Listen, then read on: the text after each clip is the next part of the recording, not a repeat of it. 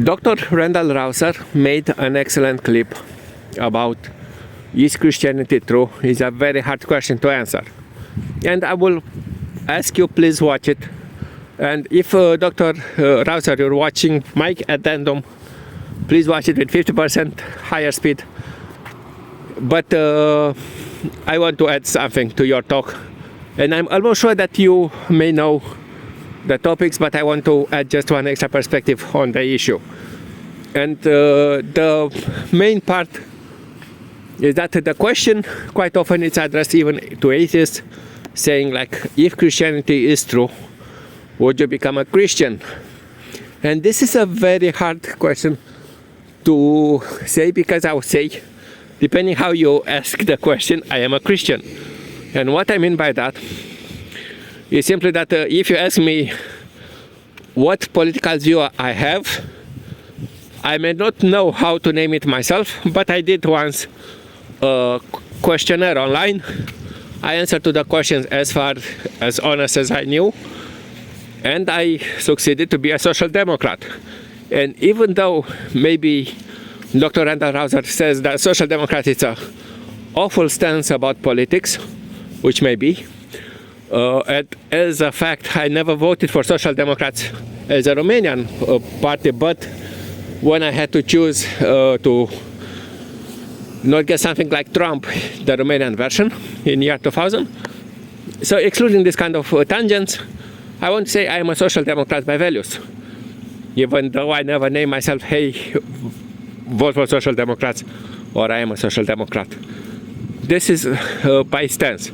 And if you make a similar poll, I would say reasonably to me, the strongest you can get as a Christian, at least in knowledge, is to go in places like Dr. Rauser went, meaning in academia, or to seminary, or even if you go to other places like monastery, let's say so, and there you discuss and you read and you meditate for years, tens of years, and you shape up a view.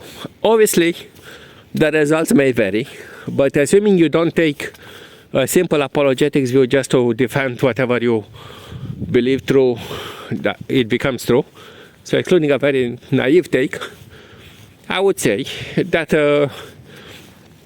in general, and having my previous interviews, me as a strong atheist, to be very clear, I had quite often a very similar view in many subjects with very educated Christians. And let me be very clear what I'm claiming.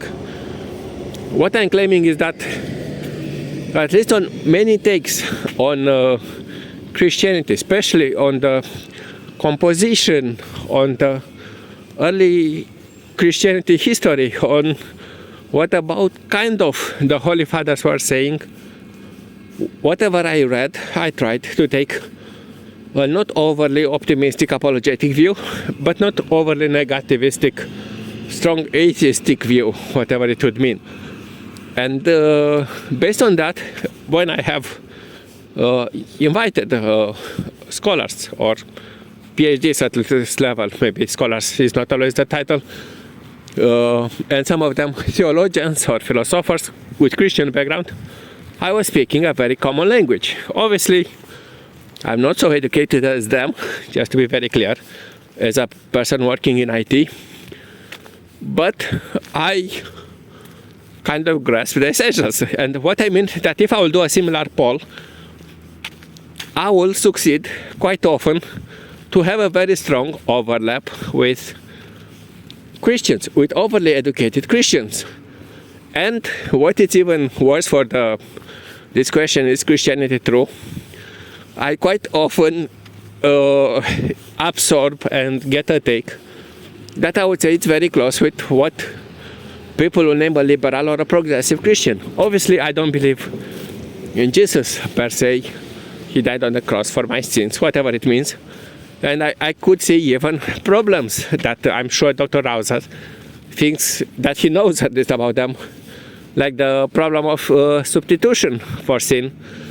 It is a problem about justice, divine justice, and I don't know a simple satisfactory answer. But this obviously doesn't make me, as you would say, doesn't make me a non-Christian. So what I want to say that even myself as a strong atheist, if you'll poll me, I will poll 80 or 90% of the questions in agreement with Christian academia. I really love listening to, probably he knows Dr. Rauser, of Dr. Mark Goodacre, Antipod, New Testament podcast, which is an excellent resource about New Testament. And I adore it, and whatever he says to me, it is like gospel. It is, there was before, but sadly it has issues now. It was CCC Springfield with Dr. Ray. Amazing talk. I listen and watch Dr. Caleb from Progressive Christianity, who is from the School of Spong, as far as I'm aware. And again, I have a big overlap.